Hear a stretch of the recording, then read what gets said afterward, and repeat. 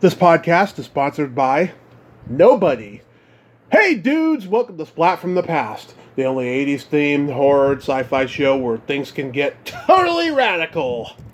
Now today I will be welcoming back the adorable, the lovely, the multi-talented Tammy Tuckey, formerly the star of the Tierra Show on YouTube. She's got a new show on YouTube now, the Tammy Tuckey Show, where she's talking, via Zoom live and not audio only, like the Tierra Show was for years. And she has a new album out called Glowing in Timeless Places. I gotta tell you, she sent me some downloads of the album, and I could not download them. It was so strange. I even told her this, and then she resent them, and still I couldn't do it, but I will address this when we get on here. And she's going to be starring in an upcoming production of Spamalot. I don't know too much about that overall production yet, but I will sure find out.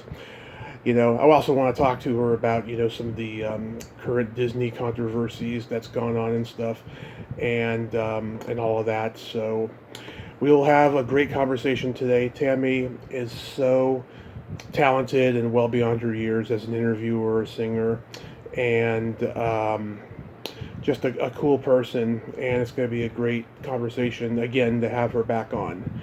So yeah, here is my new interview with Tammy Tuckey. Hey there, Tommy. Hey, Tammy. Welcome back. How are you today? I'm doing good. How are you? Are we just We're just jumping right in, or? Yeah, we're jumping right in. Okay, hold on. Let me make sure my Yeti microphone is selected. There we go. Is that a little bit better in audio quality? Yeah, it's good. It's good. Okay, perfect. Okay, great. Sorry, I couldn't find you. I was like, where is he? Yeah, a few people have been having trouble finding me lately. It's really weird on Skype. Yeah, how's the weather in PA today? Oh, it's beautiful. It's actually been getting warmer. It's like in the 70s this week, so we're definitely in spring, so I am very grateful for that. Wonderful, wonderful. So I tried to download this album you sent me, and I couldn't do it. I don't know what the problem was, but it is a follow-up to your first album, You'll Find Me on Main Street, and I went and listened to some of that on YouTube. I watched that music video where we see pictures of you from baby till now, and I enjoy your singing voice, Tammy. How long did it take to record this album? Thank you so much, first of all, for having me on the show. I'm sorry that the audio didn't work for some reason. I will send it to you after we're done so you can have a copy. Okay. But for the album itself, I was starting to raise funds back in May of last year, and we hit the quota by June, and it's been since that time to get everything together. I think we kind of wrapped everything up by the middle of February because we had to submit it for approval, and we had to get that all settled so we could make the CDs happen. So it's been, about a good 9 months, it looks like, that this baby has been growing, and now it's ready to be released to the world. Wonderful. Yeah. How long did it take to record overall? For the recording sessions, I started back in November, but I was sporadically in and out because this is not, unfortunately, I wish it was my full-time gig. But with the holidays and everything, Thanksgiving and Christmas, we kind of had to do it sporadically. So I did a couple sessions in November, December, and January, kind of wrapped it up. But it was a lot of fun. Oh, wow. Is it mostly covers, or did you write some songs too?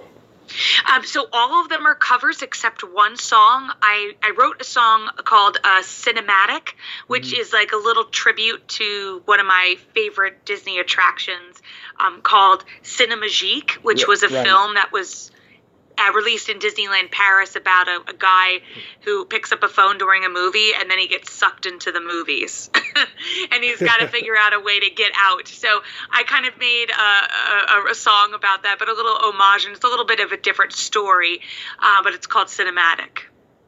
Wonderful, wonderful. Yeah, like have you written a lot of songs?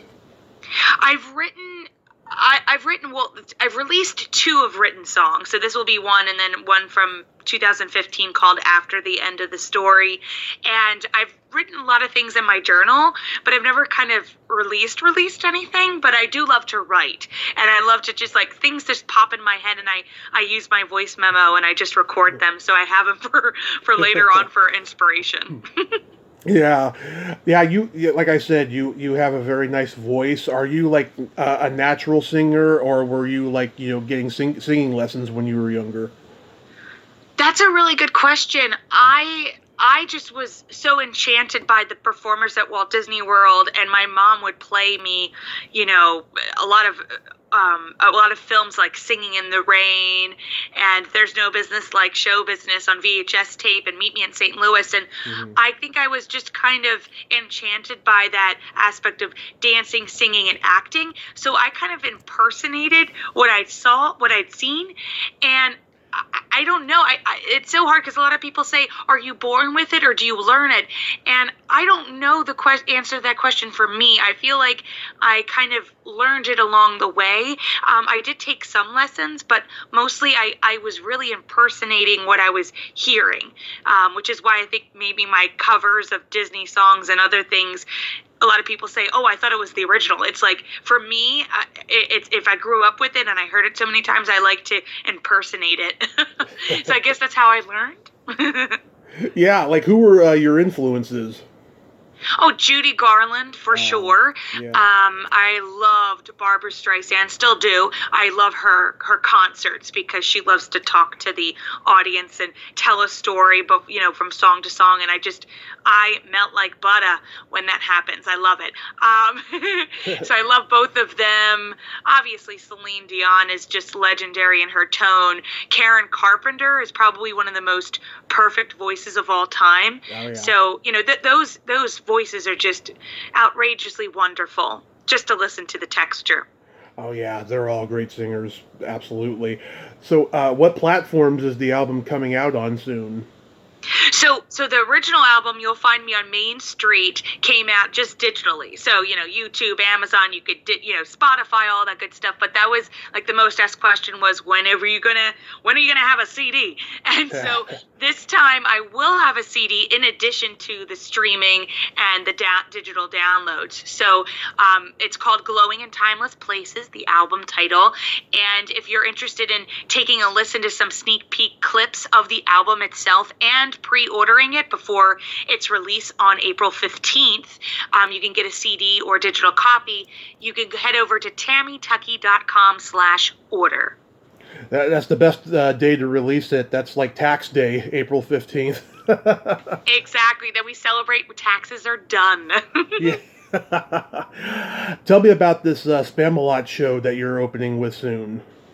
Oh my goodness, yes. I'm currently doing a community theater, Spamalot. That's like one of my bucket list shows, and I get to be in it. I'm not telling anybody who I am in it because I feel like that ruins the joke. But I can say I am a Knight of the Round Table. I'm the only girl who gets to be a Knight of the Round Table, which I'm completely honored because I get to sing "We're the Knights of the Round Table, we dance whenever able."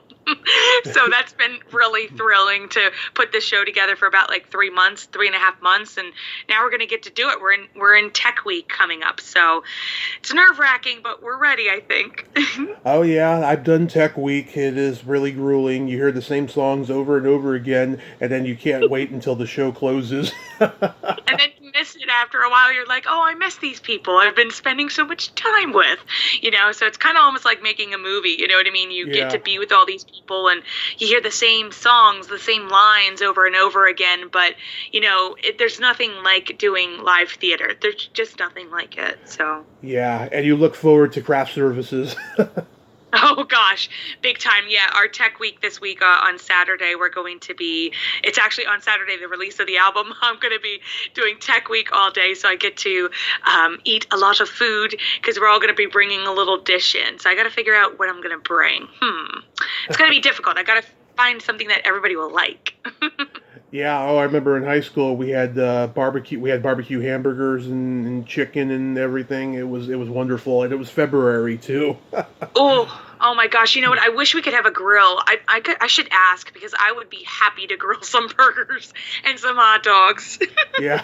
Are you a huge fan of Monty Python? You know, I didn't grow up with it, although my dad showed me the one skit of the gentleman who just would eat so much, and then the waiter was like, "One more mint, sir," and then he exploded. Yeah. So I had seen that skit, but more of my references is Eric Idle in Honey, I Shrunk the Audience and Journey into Imagination with Figment. That's my only real knowledge of Mighty Python. So I got to see Spamalot maybe 10 years ago. One of my teachers brought us to a show of it, and now she's coming to see me in the show this coming couple of weeks, which is really crazy. Full circle. So I didn't know anything about it. When I saw Spamalot, I laughed so hard. I enjoyed it a lot. So I always was like, I want to be in the show. So, and some of the scenes, like, they just never get old when you see them again and again. You just can't help but laugh. The writing is so brilliant. Oh yeah, I'm a huge Monty Python fan. I've had no luck the last 6 years trying to get a guest from the movies. I hope next year I do, because it's the 50th anniversary of the Holy Grail. That's one of my favorite comedies. Really? Yeah. Oh wow! Well, hopefully you get to talk to somebody. If it makes you feel any better, I've asked Eric Idle to be on my show before, and he's like, "Well, when am I?" His response on Twitter was, "When I write my next book." So I have that tweet, screenshot, so I can use it and be like, "Well, you did say." 9 out of 10 times when they say, when I'm done with this project or write this next book, it means it's not going to happen. And I hope it's going to be the That's true. Yeah, I hope it's going to be the contrary for you, though, because that would be great to have Eric Idle on your show. He's a legend. He is. I think he gets so much flack for the Figment ride. It's not on his shoulders. I think he brings a nice presentation and a great character that I love. So the naysayers got to stop naysaying on Eric. It's not his fault, if anything, of how things change. You know what I mean? Sometimes things don't change for the best, but I still love that Figment is a part of it, and Eric, I think, really is hilarious in it. So yeah, you guys see this movie he did back in the early 90s called Nuns on the Run, where him and Robbie Coltrane are these two thieves who have to hide out as nuns in a convent because they just pulled a one last job and they stole money from their boss. It is so funny. I had heard about it. He tweets about it a lot, and I always wanted to see it, so I guess I'm putting this on my list now. Oh, it's hilarious. Yeah, check it out. I remember Patton Oswalt did a great routine about a Spamalot museum that exists somewhere. I think it's on YouTube. It's hilarious. A Spamalot museum or a Mighty Python museum? A Spamalot museum. I don't know if it's real or just the routine he did, but it's funny, the routine. Okay, I'm gonna have to look at this. I have never heard of it before. Yeah. How long does the show run for, and when does it open officially? I think we have 3 weekends of it, and it comes out April 21st. So we're getting ready. Nice. So what made you go from the Tierra Show to the Tammy Tuckey Show? I think, a lot of people refer to my original podcast, the Tierra Talk Show, as the Disney podcast. Right. And I had so many other interests in Broadway and film in general and television that I didn't want to just narrow it down to just Disney. So I thought, well, you know what? Because originally when I started the podcast, I had a stage name, Tammy Turner, because I was 14. And I had tried getting a couple of interviews. And when they found out my age, the agents, they were like, oh, you're not interviewing my client. So I kind of wanted to not have anybody know what I looked like and who I was, and I've kind of come into my own, and I think it's about time to have a little name change. And I think changing it to my own and having the platform on how I do these interviews, because they're all live on YouTube now, is just so much more fun, because I get to have anybody who watches live gets to ask questions, and I could pull them up on the screen and ask these individuals those questions too. So, and I don't need to edit myself anymore. I can't stand hearing my own voice. So I love it. I think it's really fun. So I'm excited to move forward with the new show. Yeah, when I started Splat from the Past, it was horror and sci-fi only, and then I got bored after a while just doing that, so I started talking to everybody of everything I love in old classic entertainment. And it's still horror. I still talk to horror people, but I just talk to everybody of everything that I love, and I love that you're so passionate about it too, Tommy, because Yeah. you get some really great interviews yourself. Yeah. So pat on your back, honey, because you're doing great, and I love listening to them too. So Oh, thank you. Yeah, I mean, obviously I'm not a Zoom guy, but occasionally I'll see a podcast that's Zoom, and it'll add a ray of sunshine to my life, and yours certainly does with the Tammy Tuckey Show, because you sit there cheerfully smiling and you talk to your guests so respectfully, and it's so sweet. You're well beyond your years, Tammy. you're so kind. Thank you. I just love a good story. So if I can get a good story out of somebody, I'm a happy camper. Yeah, and you've talked to people I love, like Roseanne Sorrentino. You did that Annie 40th, right? I did, yeah, because they actually came up in my area for a signing. So I went to go meet them after we had already booked everything. I wanted to at least meet them in person, and they were both so sweet. It was Molly and Pepper from the 1982 film Annie, and they're just sweethearts, and it was really nice to meet them. And I met Annie, so that was really cool. Yeah, yeah, I love Roseanne. She's been on 3 times, and it's always not family friendly, because we're both comics. So we have a lot of fun, and she's just wonderful. I hope I get to meet her at a signing eventually, but she hasn't been invited to California yet. She's told me. Hopefully one of these days. I really hope I think they should just do a whole reunion for the orphan cast. You know what I mean? Everybody's getting older, and that would be great. And then have Bernadette and Carol Burnett and Tim Curry all come together. Come on, they're all still around. Can somebody fund this? Yeah. I know I would if I had $1 million in my back pocket. Tim Curry's not doing so good. I almost went to a con that he was at, and they had this policy where it was like a two signature per person policy, and they weren't going to be taking table selfies. They were going to just do the photo ops and stuff, and there was all these other crazy rules because it was right in the middle of COVID or something. I didn't get to go, but he's had a stroke. I don't know if he's going to be doing any public appearances much longer. Well, I always will root for him whenever he decides he wants to do. He's what a talented person. Yeah. One of my friends actually met him at one of the Comic Cons, and you know how they rush you in, take the picture, and they want to rush you out. So she came in to do the picture and said, "Thank you so much." And then he grabbed, not grabbed, but he took her wrist and he said, "Well, what's your name?" You know what I mean? He wanted to know her name, and she says, "Oh, my name's such and such." And he said, "It's really nice to meet you." So you know what I mean? I hear wonderful things about his meet and greets. So I hope that he's doing well, and I would love to meet him one of these days. He just makes me laugh, with all of his performances. Everything he's ever done, I've loved him, and he's so great. I interviewed that one fairy in Legend, where he plays, the devil, and yes, she told me he was just so funny on set, in that makeup and all that. That poor man with that makeup. Oh my goodness. So I see you also had your dad on. You look just like him, and I'm so glad you two have that relationship where you can have a public conversation like that. I haven't gotten to that point yet with anybody in my family. Well, you know what I mean? It's been, over 10 plus years that I've done interviews, and that now we just decided we would do one. So it was fun, you know what I mean? Because he has his own stories, and sometimes I find out new things about him, along the way, week by week. So, it was so great to see him. And everybody says that. They say I look like my dad, and it's the nose, and I love it. Yeah. So who's on your bucket list to have? Oh my gosh. Well, Barbara Streisand, obviously.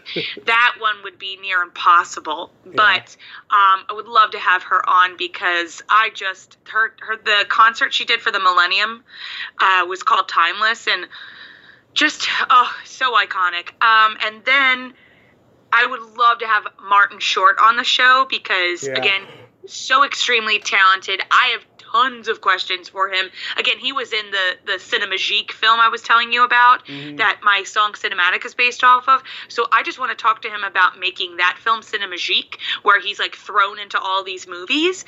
Because I talked to Jerry, who was the director of the film, and he just said, Martin's a delight to work with, and he had a crazy schedule on that film, and he had to do the water tank scenes as well too. And that's a nightmare for any type of actor or actress who, even stunt people. So I would love to talk to him. So those are my two I'd really love to have on the show. Okay, people have told me I want so-and-so, but it's never going to happen because they're so big, right? And then I usually say, okay, who do you want realistically that you can get but haven't got there yet? Well, Martin, I've attempted I've asked his agent multiple times over the past 7 years, and it's always a no. I was close with possibly The Goodbye Girl, but that was the Broadway musical. That didn't happen. Oh, yeah. But who knows? You know what I mean? It's so interesting. Josh, who did the instrumentals to my album, half of them, he actually ran into Martin Short this past summer or spring at a show, and Josh was working on some instrumental tracks for The Goodbye Girl for me, just for my my listening pleasure, because I just love the soundtrack. And he sang one of the songs from the show to Martin, and Martin apparently laughed. Was like, "Yep, that's a good song," And I was like, "Josh, you got to meet Martin Short." I said, "I wish I could have been there with you because I would have totally asked him to do an interview." And I saw him perform live maybe 10 years ago, and he was performing live with Marvin Hamlish, that's his name. Yeah, and Marvin wrote the music to The Goodbye Girl, which I didn't know until I found The Goodbye Girl. So that's another cool story. One of these days, who knows, Tommy? You know what I mean? I always, never say never. You might be told no so many different times, but you just got to keep trying. Oh, I've gotten people lately that said no to me when I first started. It happens, and especially it's all in the approach too. I'm better at asking people now than I was in the beginning. Same here. Yeah, it's so much it gets so much easier as time goes on. And. Yeah. And you know what? And here's the thing. You might never get that interview, and I like to tell people it's not a personal thing. Yeah. I feel like some of the agents really have a real big guard over their talent, which is understandable. I'll tell you of an example. I almost got the entire cast of Aladdin together on a call, and we were waiting on Robin Williams' team, and they just put a big fat no on that, and that was in 2011, 2012, and that was before they did the other anniversary. So that was a disappointment, but what are you going to do? You know what I mean? What could have been? But you know what I mean? It's great that you get to still connect with other individuals. There's so many other wonderful, talented people. That's what I look to talk to people who really have never gotten to share their story. You know what I mean? And some of these big celebrities, they've shared their story so many times, you know what I mean? You can't, let's hear the same story 5,000 times, Yeah. So it's cool to get those very special, rare conversations, with really talented individuals, artists, and songwriters. That's been my specialty over the years, talking to people who don't do interviews often, and sometimes that can be difficult getting them right. But then, fortunately, I've made so many relationships with people who know them, and they've recommended me to them and stuff. But yeah, I'm a little bit more selective with the big iconic people because they're oversaturated and they've told the story 5,000 times. It's just I don't know if I can put a new spin on the interview with them. But I will tell you this: I was scheduled to interview Cindy Williams, and then she passed last week of January, and I've been devastated ever since. I waited 6 years for that, and I had been trying to get into. Is Cindy from Tron? Laverne and Shirley. Oh, Laverne and Shirley. And she passed away, or she passed? She passed away, yeah. Oh my gosh. I totally forgot. I totally forgot about that. Yeah. Yes, that's right. Last week of January, I was so devastated. Cindy Morgan was in Tron. I interviewed her in the beginning, and she was great. Yeah, Yeah, she's great too. I sorry, I'm like, my mind is so mixed up with so many things right now. I'm mixing up my Cindy's. I'm so sorry. Sorry, Cindy Williams. Yeah, that devastated me, and I'm hoping to get some people who are like older, that are legendary and stuff. And I had Sid Croft on recently. That was great, and a few other people. So I want to get a lot of the older people before they pass, and just so I can say, here's my interview with them. At least I got to talk with them. And they were a huge part of my childhood. Mm-hmm. Yeah, and you can also say that you preserved a conversation with them, because Yeah. I feel like that's the blessing of podcasting is now. Well, there's so many to choose from, but back in the day, you know what I mean. You could really have something exclusive. Not too long after you and I talked last, I had Phil Roman on, and we talked a little bit about Bambi, about the animation he did on, or not Bambi, Sleeping Beauty, I'm sorry, on Sleeping Beauty, because he did a little bit of animation on that. Oh, that's amazing. That's really great. It's really sad. Like, sometimes I watch behind the scenes featurettes, and I'm like, I would love to interview that person, and you find out that they're no longer with us, and you're like, oh, but I have so many questions. But lo and behold, that's life. Yeah, I recommend him. I mean, he's 97 and he's still doing interviews and he's still sharp as a tack. I would suggest DMing him on Facebook because he's great. Oh, I'd love that. If you sent me his profile page, that would be great. I would totally send him a message. I will. It's just the picture of the Grinch, because he designed the Grinch. Oh my God, really? That is so cool. So I have a long, complicated question to ask. Go ahead, shoot. I'm all ears. In the last few years, we've seen a lot of controversy with the Disney company, i.e.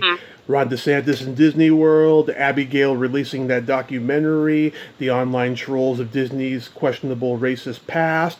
Do you, as a lifelong Disney fan and historian, see any hope or light at the end of the tunnel that the Disney empire will bounce back? I think they've never floundered. Maybe like in the early 2000s. It's so complicated. You're right. It is a complicated question, but I feel like the themes and the ideals that they're focusing on might be different from years ago when we were kids. Yeah. Because I just feel that they're only focused on the new. Right. And not on the past. And I don't think that that's beneficial. I think, as Rafiki says, you can learn from the past, right? Mm-hmm. So sometimes I feel like they are ignoring a group of people, or ignoring the fact that there could be more educational materials on things that might be that are insensitive, and that there should be a conversation to start about it. Like, I would like to learn more about the making of Song of the South, and I'm sure that the Disney archives have more materials on the making of it, and what was. Obviously, it's a very controversial film. I've seen the film. I've ridden the ride. And I would love to learn more about the talent that made the film and why they made the decisions as they did. Mm-hmm. I would love to be educated more on what is not culturally right with the film. I understand some of the points, but obviously I'm not a wizard. I don't understand everything, and I'd love to learn. And I think Whoopi Goldberg's said also the same thing. It's like, you can't just brush it underneath the rug and the carpet. Mm-hmm. It happened. You can't ignore the history of it, and you have to address it. And if we have an open conversation, I don't see how that would be a problem with things that are controversial, if we're speaking about that. Yeah. In regards to what they're doing now, a lot of it's just remakes, and it's kind of disappointing. I wish that they would not just do remakes, not just do reboots, but why don't you continue the adventure? I'm a big fan of early 2000s Disney, so I love Treasure Planet and Atlantis and Brother Bear, and I feel like they're missing out on my like the people my age, in our late 20s, early 30s that grew up with these films, and we had a different experience than the kids of the Renaissance period. This is post-Renaissance, and Right. and it's so different, and I wish that they would give it more of a chance to represent. Now, you could see that Treasure Planet had made a little cameo in the new Castle show at Disneyland, which is great, and Atlantis also made a little appearance at Disney World, and so I guess I don't know. It just seems things are so different now. Like, I feel even at the parks, when my parents and my family would go, it was so different of a feel back then because it felt like home. Not that it doesn't feel like home now, but the cast members and the joyous occasions and really the promotion and celebration of happiness and joy and supporting the cast members. I feel like they don't get the credit that they deserve. There are reasons, the main reasons that all of us enjoy our Disney vacations are, without a doubt, the cast members, whether you want to admit it or not. They help feed us. They help make our trip very magical, regardless of what they do. So that's why I'm just such a big advocate for the cast members, and I wish that they were represented and treated in more of a different way than they are now, especially the theme park cast members. Yeah. So I don't know. I feel like there's so many different things to unpack. I think it's not black and white here. It's just a conglomerate of so many different things that maybe we could work to make it better. We can make more communication in regards to, how we feel about certain things and how things have changed and moved on from there. But I don't know. I don't know if they want to do that. They just kind of want to focus on the now and then bring up nostalgic things and remake them. And it's not even that good. And it's just, to me, not to be mean, it's kind of a cash grab. You know what I mean? Like, I haven't really enjoyed any Disney remake except the Cinderella Kenneth Branagh one. And I tried to make it a little bit different. But I just don't see how it's going to make a benefit to the company. I think Walt was so focused on original material, and I'm not seeing that as much as I wish we were. But long story short, yada, yada, yada. There's more we could talk about, Tommy. I'm sorry. You can cut most of that if you want. Oh, no. That's a wonderful answer, I'll tell you. Yeah, I mean, people are so set in their ways now, and they believe everything they read, whether it's true or not. Yes. I think together as a society, we need to keep questioning. We need to keep learning. We need to keep understanding and appreciating other people's opinions. You know what I mean? I might not share the same opinion as you, but I at least want to hear you out and understand why you think the way you do, and we can agree to disagree is what I think. But I don't think people are willing to do that. No, there's too many people that aren't, sadly. You work in senior living, right? Yes, I used to be at a community for about 5 years. I kind of moved on into a recruiting role, but I used to work with my seniors. Yeah, I loved they were like my grandparents, because I was like the youngest, when I started out, I was like the youngest person in the building, and they just loved it. And I would sing them songs, from Barbra Streisand and Judy Garland, and they couldn't get enough of it. So it was fun. Yeah, I commend you on that, because I have no patience for anything like that.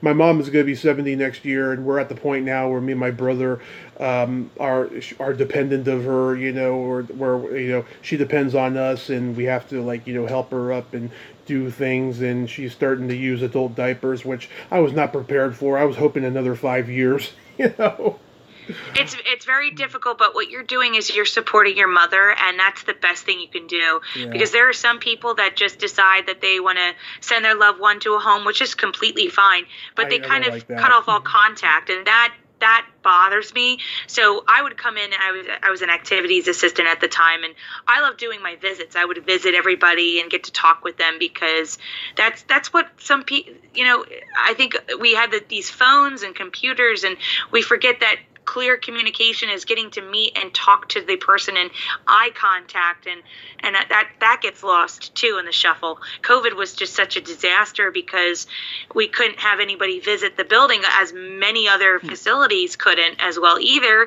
because there's the fear of, because they were the most endangered out of everybody from getting COVID. So, that barrier of not being able to see your loved ones and communicate with you, it was so upsetting. So that's where, as staff members, we would come in and, make sure we would, be able to see them and talk with them if we could. It was really tough, but we're coming out of it, which is great. And now we can do we could do events in person with the family members, which I love too. So. Yeah, the sad thing is, and my stepmom, she works with seniors. She's like a caregiver. The hardest thing is getting to know someone for so long, and then they pass, and sometimes you're with them when they pass, and then sometimes you're not. It's just, whether you're with them or getting that call, it's hard. It's depressing.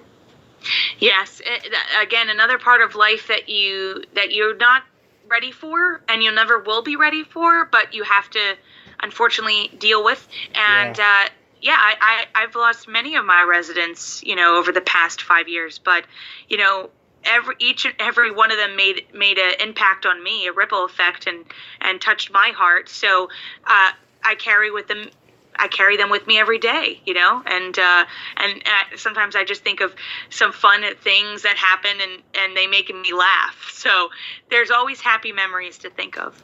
And then they taught you a lot too, I'm sure.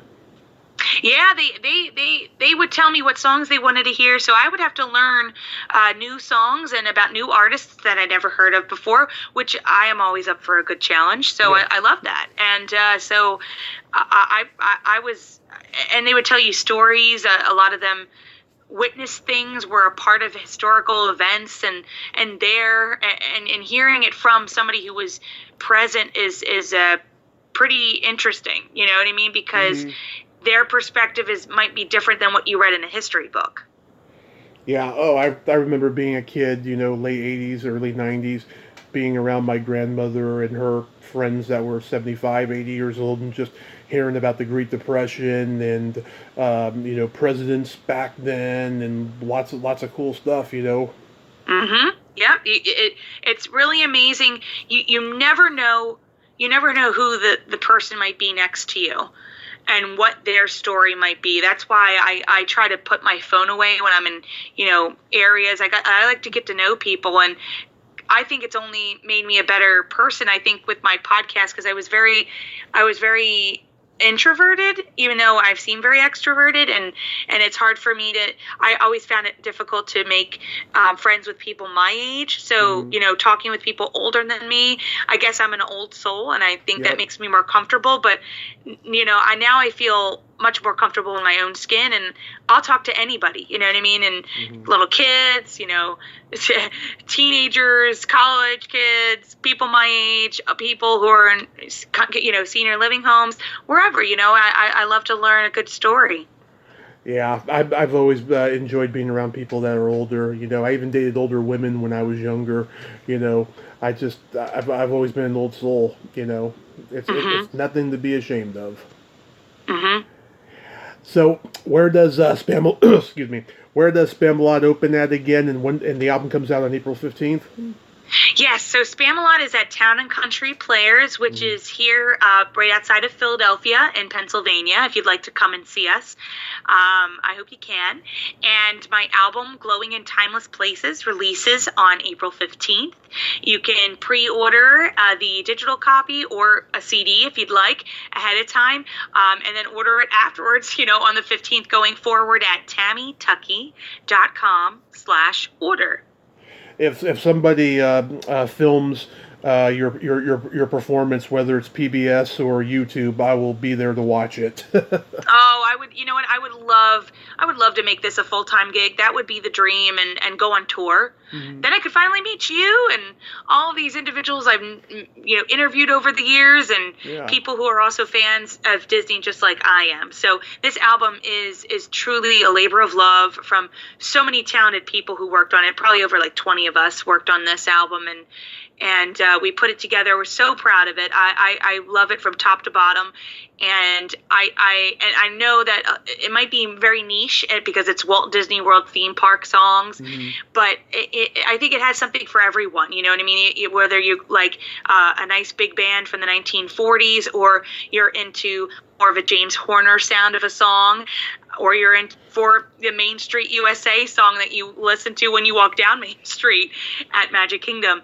There's something for everyone. So I really hope you guys enjoy it, and you can contact me on Twitter and Facebook and Instagram. I'm at Tammy Tuckey, and Facebook I'm at facebook.com/singer Tammy Tuckey.